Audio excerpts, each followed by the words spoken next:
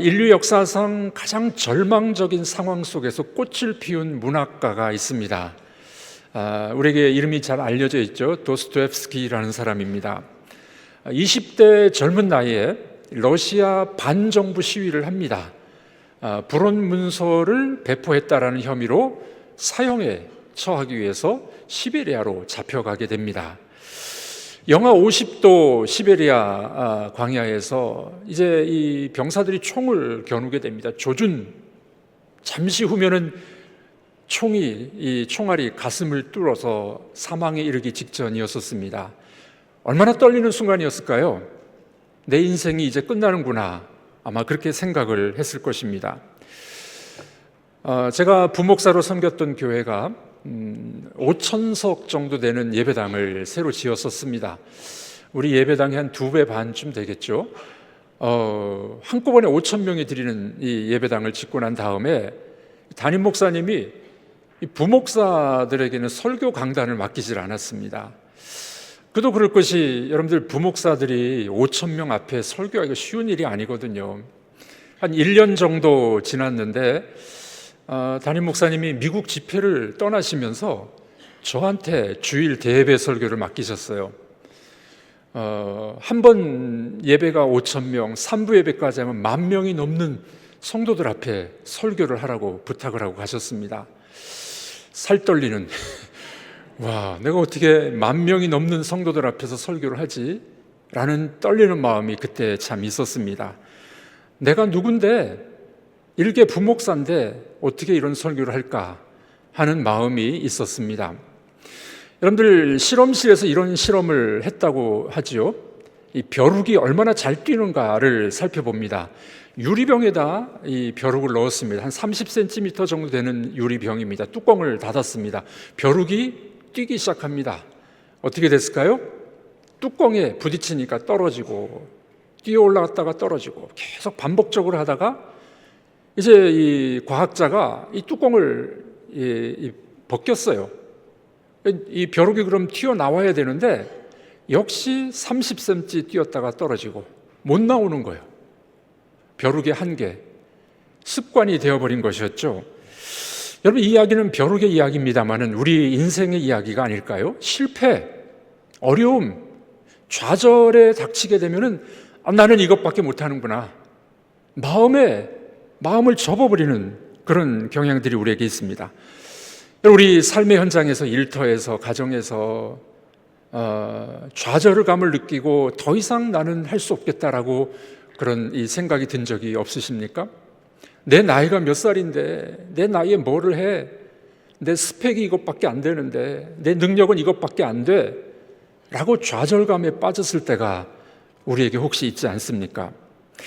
여러분, 우리 인생에도 보면은 내 힘으로 바꿀 수 없는 내 존재가 마치 마른 막대기 같은 그런 상황을 맞닥뜨릴 때가 우리에게 있습니다. 오늘 성경에 보면 그런 노인이 한 명 등장하게 됩니다. 80이 된 노인이었었습니다. 누굴까요? 우리가 알고 있는 모세입니다. 모세 할아버지가 된 거예요. 그는 40년 광야 생활을 하면서 목동으로 양을 치는 40년이 지났습니다. 80세가 돼가지고 노인이 됐습니다. 힘이 다 빠져버린 거예요. 그의 마음에는 나는 더 이상 할 수 없습니다. 내 나이가 몇인데 하면서 좌절감에 빠져있는 모세를 우리는 바라보게 됩니다.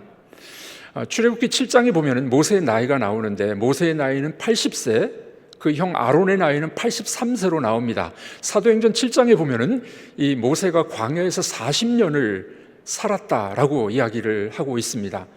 여러분, 이 성경에서는 모세의 나이를 120세로 보는데 40년, 40년, 40년 이렇게 세 기수로 나눕니다. 먼저 40년은 왕궁에서 왕자 수업을 했어요. 그러다가 애굽 사람을, 이집트 사람을 쳐서 죽입니다. 살인자가 됩니다. 광야로 도망갑니다. 광야에 40년, 목동으로 40년 시간을 보내게 됩니다. 그 이후에 마지막 40년 하나님이 그를 부르셔서 이스라엘의 지도자로 삼는 40년의 기간이 됩니다. 그가 40살 때 자기 힘으로 동족을 구원하리라 하고서 힘을 썼습니다마는 결국 살인을 저지르게 되고 도망자의 신세로 광야로 들어가게 됩니다. 이제 80이 됐습니다. 이 80된 노인, 힘이 다 빠져버린 노인이었었습니다. 자기 양도 없었어요. 오늘 말씀해 보니까 장인 이드로의 양을 치고 있는 목자라고 표현하고 있습니다. 이 40년의 광야 생활은 이 모세에게 좌절감, 실패, 나는 이것밖에 안 돼 라는 마음으로 좌절하고 있는 그런 순간이 아니었겠습니까? 바로 그때 떨기나무 가운데, 더 정확히 번역하면 가시나무 덤불입니다. 가시나무 덤불 가운데 불이 붙은 거예요. 근데 가만히 보니까 그 불이 이 나무가 타질 않는 겁니다. 이상한 불이었어요. 모세가 다가갑니다. 하나님이 임재하신 겁니다. 그 가시덤불에 하나님이 임재하셔서 모세에게 나타나신 것입니다. 하나님 뭐라고 말씀하십니까? 출애굽기 3장 5절입니다. 우리 한번 읽어보도록 하겠습니다. 이르시되 이리로 가까이 하지 말라. 내가 선 곳은 거룩한 땅이니 내 발에서 신을 벗으라. 가시나무 덤불 가운데 불꽃으로 나타나신 하나님이 모세에게 말씀합니다. 네 발에서 신을 벗어라. 여러분들, 이 고대 근동 지방에서 신을 벗는다는 말은 복종의 뜻이 있어요. 내 자리, 내 권력, 내 힘을 내려놓고 주인에게 복종하겠습니다 라는 뜻이 신발을 벗는다는 의미가 됩니다. 하나님이 모세에게 말씀하시면 네 발에서 신을 벗어라. 이제는 하나님의 종으로 말씀에 순종하는 자가 돼야 돼 라고 말씀하는 거죠. 그리고 난 다음에 아주 충격적인 사명을 주십니다. 놀라운 사명이에요. 우리 10절 말씀 같이 읽어보도록 하겠습니다. 이제 내가 너를 바로에게 보내어 너에게 내 백성 이스라엘 자손을 애굽에서 인도하여 내게 하리라. 80 먹은 노인이 힘이 다 빠져서 나는 아무것도 할 수 없어요 라고 막대기 지팡이 짚고 있는 노인에게 하나님 뭐라고요? 네 백성을 애굽에서 출애굽시켜야 돼. 네가 민족의 지도자가 해야 돼. 모세의 반응은 어떻게 나타났을까요? 11절에 이렇게 말합니다. 읽어보겠습니다. 모세가 하나님께 아뢰되 내가 누구이기에 바로에게 가며 이스라엘 자손을 애굽에서 인도하여 내리이까. 네, 뭐라고 말합니까? 내가 누구이기에. 하나님 보세요, 나 지금 80 먹은 노인이에요. 내 손에는 양치는 막대기밖에 없습니다. 내 손을 보니까 주름이 다 가버렸네요. 내가 무슨 힘이 있다고 민족의 지도자가 되고 백성을 이끌어냅니까? 하나님 사람 잘못 보셨어요. 다른 사람 찾으시죠. 저는 입도 뻣뻣하고 말도 못해요. 40년 전에 실패자로 도망간 사람이었습니다. 살인자였습니다. 모세는 자기의 모습을 보았을 때 철저히 좌절감 속에 빠져 있는 사람이 됩니다. 하나님의 부르심 앞에 떨고 있는 거죠. 제가 어떻게 갈 수 있습니까? 여러분들, 이렇게 거절하고 있는 모세에게 하나님은 칼을 쥐어주지 않습니다. 어떤 권력도 주지 않습니다. 말을 주시지도 않았어요. 여기서 놀라운 반전이 일어납니다. 여러분, 요즘에 드라마를 보면은 스토리가 전개되다가 갑자기 아주 반전되는 것들이 나타나잖아요. 오늘 성경도 그런 이야기가 나오게 됩니다. 모세는 자존감을 잃어버렸어요. 실패자라고 말합니다. 나는 일개 목동입니다. 어떤 일이 벌어졌을까요? 하나님이 대답을 하십니다. 하나님의 대답은 우리 예상을 빗나가는 것이었습니다. 어떤 대답입니까? 나는 스스로 있는 자야. 이게 무슨 대답이에요? 내가 누구이길래 갈 수 있습니까? 라고 물어봤더니 하나님의 대답은 나는 스스로 있는 자야. 와, 이건 무슨 대답입니까? 놀라운 반전이 시작이 됩니다.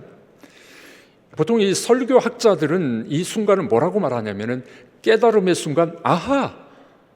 여기서 복음이 나타나는 거예요. 여기서 이 놀라운 반전이 나타나게 됩니다.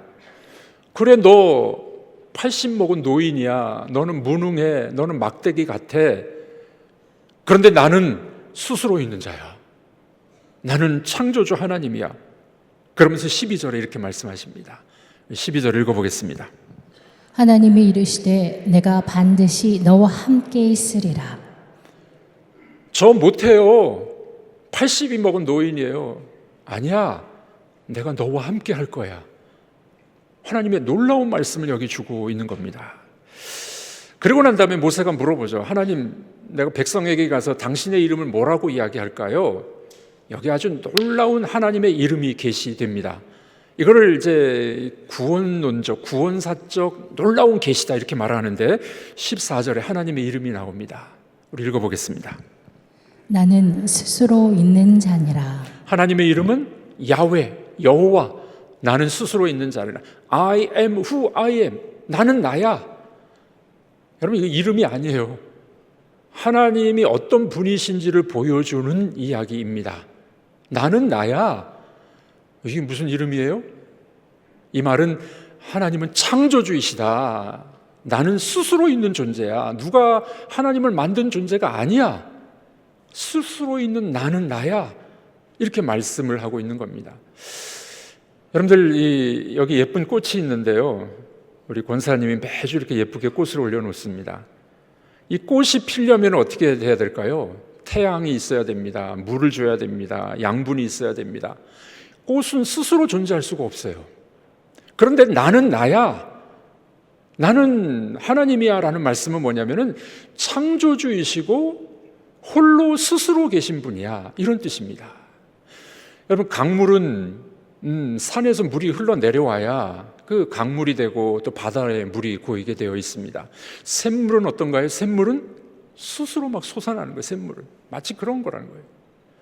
나는 나야, 스스로 있는 하나님이야. 이 말은 하나님은 피조물이 아니고 창조주라는 것을 말씀해 주고 있는 겁니다. 여러분, 중국 고사성어에 보면 삼고초려라는 말이 있습니다. 삼고초려, 무슨 말입니까? 유능한 인재를 발탁하기 위해서 왕이나 관료가 찾아갑니다. 계속 찾아가는 거예요. 당신 입각해야 됩니다. 장관이 돼야 됩니다. 일 도와주십시오. 삼고초려 한다 그러죠. 그러면 이 사람이 어떻게 생각합니까? 정성과 그 마음이 있어가지고 할 수 없이 따라가서 일을 도와주게 됩니다. 삼고초려했다, 그런 말이 있죠. 마지못해 따라가는 겁니다. 그런데 하나님의 부르심은 그런 게 아니에요. 능력 있는 자를 삼고초려해서 데려오는 게 아닙니다. 하나님의 부르심은요, 80 먹은 노인이에요. 여기 80 넘으신 어르신 몇 분 안 계신 것 같은데, 80 먹은 노인, 힘이 다 빠진 사람에게 능력이 없는 사람이에요. 양이나 치는 목동이었어요. 그런데 나는 하나님이야. 내가 너와 함께 할 거야. 내가 너와 함께 갈 거야. 이렇게 말씀하고 있는 것입니다. 여러분들, 하나님의 부르심은 마른 막대기 같은 우리의 존재이지만 부르신 그분에게 근거가 있기 때문에 우리를 불러주고 계시는 겁니다. 여기에서 모세는 시선의 전환이 일어납니다. 생각이 바뀌는 거예요. 여러분, 사명의 자리는 뭐냐면 하나님이 부르신 자리는 내 존재를 증명하는 자리가 아닙니다. 부르신 그분이 누군가를 아는 자리예요. 하나님이 누군가를 아는 자리가 되는 겁니다. 여기서 하나님은 이렇게 말씀하십니다. 나는 나야, 스스로 있는 창조주야. 그리고 모세의 이 마른 막대기를 바꿔주십니다. 막대기는 그대로 있어요. 어떻게 바뀌는지 아십니까? 출애굽기 4장 20절에 보면은 모세가 짚었던 막대기가 이름이 바뀌어요. 우리 다 같이 한번 읽어보도록 하겠습니다. 모세가 그의 아내와 아들들을 나귀에 태우고 애굽 땅으로 돌아가는데 하나님의 지팡이를 손에 잡았더라. 누구의 지팡이라고요? 하나님의 지팡이로 바뀐 거예요. 똑같은 지팡이입니다.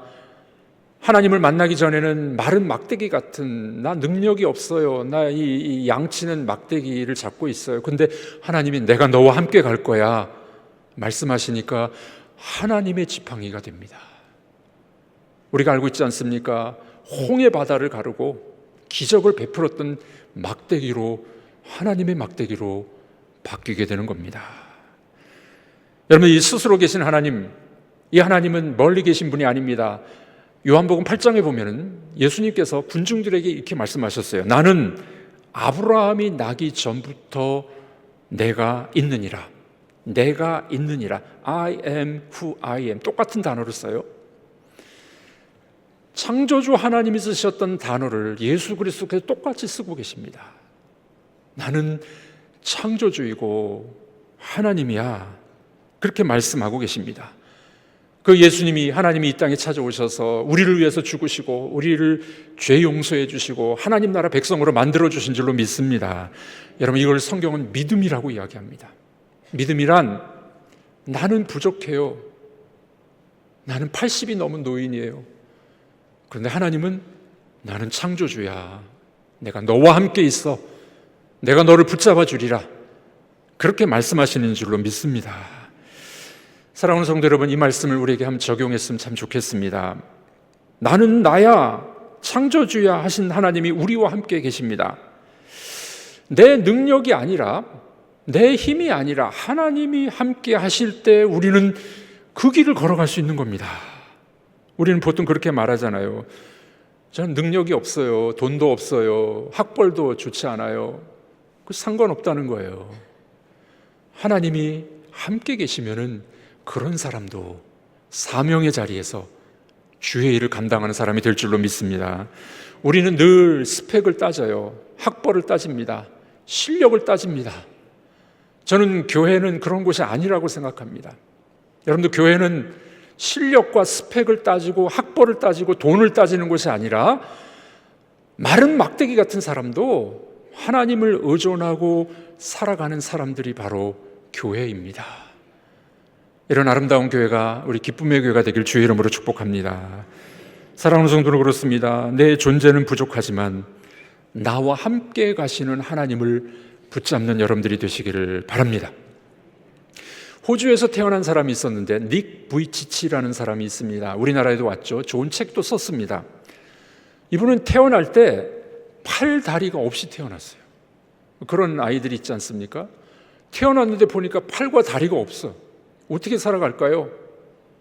어렸을 때 친구들로부터 조롱을 받습니다. 너 불구자다. 얼마나 힘들었을까요? 이 닉 부이치치가 자살하려고 생각을 했답니다. 그런데 어느 날 하나님을 만났어요. 예수를 믿게 됐습니다. 하나님이 이렇게 말씀해 주셨대요. 세상 사람들은 너의 손과 발을 보고 있지만 나는 너와 함께 있어. 나는 너와 함께 있을 거야. 이 닉 부이치치가 이 하나님을 만나고 난 다음에 삶이 달라졌어요. 여전히 팔과 다리는 없어요. 그러나 전 세계를 돌아다니면서 하나님을 증거합니다. 하나님은 살아계십니다. 이 하나님이 나를 행복하게 만들어주셨어요. 복음을 전하는 사람으로 바뀌게 된 겁니다. 마른 막대기 같은 사람이었지만 하나님이 함께 계실 때 그는 행복한 전도자가 될 수가 있었습니다. 제가 부목사 때 1만 명이 10,000명이 넘는 성도들 앞에 설교할 때 너무 떨렸었습니다. 너 학벌 때문에 내가 세운 거 아니야. 설교 잘하기 때문에 세운 게 아니야. 하나님이 함께 하기 때문에 세운 거야. 그 말씀을 듣고 허리띠를 바짝 졸라매고 10,000명 앞에 설교를 처음으로 해본 적이 있었습니다. 여러분들, 나는 부족하지만, 나는 연약하지만 하나님이 함께 하시면은 능히 사명을 감당하는 사람들이 될 줄로 믿습니다. 성경과 역사를 보면 그런 사람들이 너무 많아요. 기드온 아시지 않습니까? 기드온은 겁장이었었습니다. 나의 집은 지극히 약하고 나는 가장 작은 사람입니다. 원수가 두려워가지고 밀을 타작하는데 마당에서 못했어요. 실내에서 포도주 틀에서 타작하고 있는 기드온. 하나님이 뭐라고 말씀하십니까? 너는 용사야. 기드온을 놀랍게 사용하시질 않았습니까? 예레미야 뭐라고 말했습니까? 나는 아이라 말할 줄을 모릅니다. 이 예레미야를 하나님 부르셔가지고 이스라엘의 눈물의 선지자로, 민족의 지도자로 세워주셨습니다. 존 뉴턴이라는 사람이 있습니다. 이 사람은 노예 선장이었었습니다. 노예를 잡아다가, 흑인 잡아다가 노예를 파는 사람이었었어요. 하나님을 만났습니다. 예수를 믿게 됩니다. 우리가 잘 부르는 Amazing Grace, 나 같은 죄인 살리신 그 찬양을 짓게 되는 목사로 바뀌게 됩니다. 드와이트 무디라는 사람이 있어요. 무디 선생. 초등학교도 못 나왔어요. 구두 수송공이었습니다. 그가 설교할 때 문법이 틀렸어요. 말도 좀 어눌했습니다. 그러나 19세기에 미국과 영국에서 아주 큰 부흥의 역사를 만들어내는 인물이 됩니다. 여러분들 이 사람들을 다 살펴보십시오. 모세와 같이 마른 막대기 같았어요. 하나님, 제 나이가 몇 살인데, 제 학벌도 없는데, 그런데 하나님은 뭐라고 말씀하십니까? 나는 나야. 창조주 하나님이 너와 함께 갈 거야. 하나님이 그렇게 말씀하고 계시는 줄로 믿습니다. 사랑하는 성도 여러분, 오늘 이 자리에 함께 예배드린 여러분들, 우리들도 그렇게 생각하고 있지 않나요? 주님, 저 병 들었어요. 저 배운 것도 많지 않아요. 또 실패했습니다. 좌절감 속에 벼룩처럼 30cm밖에 못 뛰고 있습니다.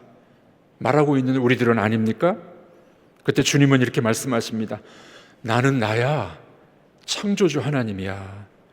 내가 너와 함께 갈 거야. 자, 우리 따라해 보겠습니다. 하나님이 저와 함께 하십니다.